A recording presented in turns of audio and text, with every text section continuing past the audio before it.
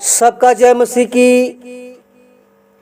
प्रिय साथियों, आज हम परमेश्वर के वचन के द्वारा बताएंगे। प्रियो, जब तक हम परमेश्वर के सामर्थ्य को पाएंगे नहीं, तब तक हम बलवान नहीं बनेंगे। हम बीमार क्यों हैं? आप बीमार क्यों पड़ रहे हैं? क्योंकि आप बलवंत नहीं हैं। जिस दिन परमेश्वर की सामर्थ्य आपके अंदर आ जाएगी, उस दिन से आपके बीमारी वो चली जाएगी। और परमेश्वर की सामर्थ्य कैसे मिलती है, कैसे हम बलवान बनेंगे, हम देखेंगे। इफिसियों 3 का 16 पद में लिखा है कि वह अपनी महिमा के धन के अनुसार तुम्हें यह दान दे कि तुम उसके आत्मा के द्वारा अपने भीतरी मनुष्यत्व में सामर्थ पाकर बलवान होते जाओ। आमीन।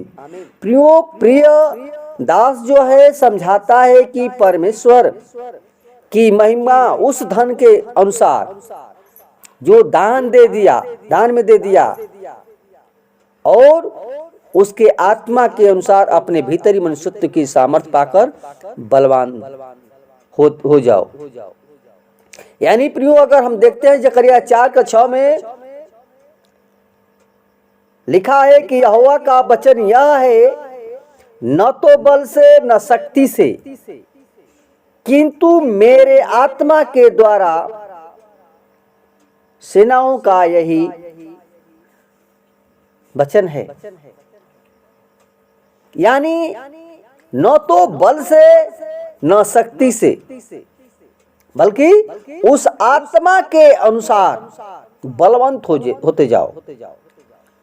इफिसियों 6:10 में लिखा है कि प्रभु और उसके सामर्थ की शक्ति में बलवान बनो। प्रिय भाई बहनों, पिता परमेश्वर ने अपनी सामर्थ से परिपूर्ण करके निर्बल और तुच्छ और शक्तिहीनों को बलवान बना दिया। प्रियो, यह काम केवल पवित्र आत्मा करता है, क्योंकि उसकी सामर्थ्य में सब कुछ हो सकता है। और बाइबल में ऐसे भी शक्तिहीन लोग आते हैं,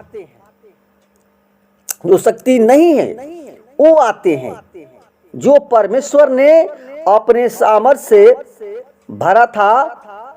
उसमें एहूद जो बैथा का था, और उसने बड़ी चतुराई से योजना बनाकर मोआब के राजा एग्लोन की हत्या कर दी थी और बचकर वापस एप्रैम लौट आया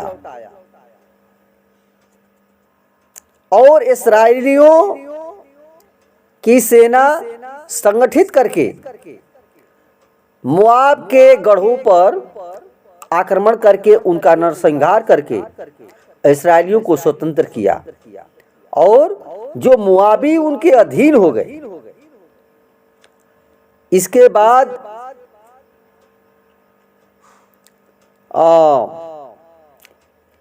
अनात का पुत्र समगर,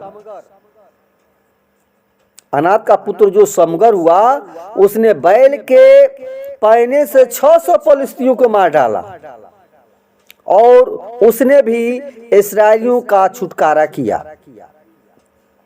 यानी उसके बाद परमेश्वर ने गिदोन को ऐसी शक्ति दी कि सारी मिद्यान की छावनी गिदोन के हाथ में कर दिया और मिद्यानियों की पराजय हुई।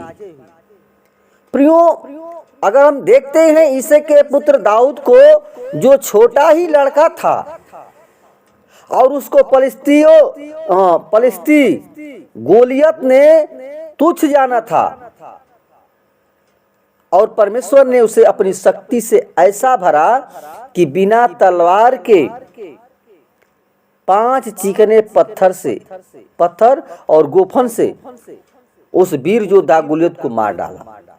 यानी दाऊद में वो परमेश्वर की सामर्थ्य थी, जो उतना छोटा लड़का और परमेश्वर की सामर्थ्य उसके अंदर थी, और उसने वो गोफन से, तलवार से नहीं बल्कि गोफन से मार डाला। प्रियो, अगर इस प्रकार से परमेश्वर ने एहूद और समगर और गिदोन और दाऊद को, जो लोगों की दृष्टि में छोटे और तुच्छ कमजोर गिने गए, लेकिन परमेश्वर ने अपनी प्रजा इस्राएल के छुटकारे के लिए चुन कर शक्तिशाली बना दिया था। और प्रियो, परमेश्वर चाहता है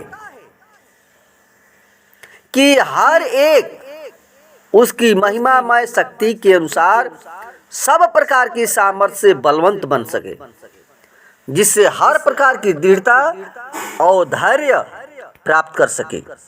प्रियो, हमें अपनी शक्ति और अपनी योग्यता पर घमंड नहीं करना चाहिए, बल्कि परमेश्वर की शक्ति पर निर्भर रहना चाहिए, जो हम इस संसार में शैतान पर विजयी हो सकते हैं। प्रियो, हम ऐसे वचन के द्वारा देखें कि आज परमेश्वर की सामर्थ्य जिसके अंदर है, वो उसके पास कोई नहीं आ सकता। वो ऐसा मारता है कि बड़े से बड़े योद्धा गिर जाता है, और परमेश्वर हमारा सामर्थी है, वो लड़ने वाला वो हमारा परमेश्वर है। इसलिए प्रियो, उस परमेश्वर पर भरोसा रखें, जो हमें सामर्थ देता है, हमें जीवन देता है, हमें हर पापों से छुड़ाता है, दुखों से, बीमारियों से आजाद करता है।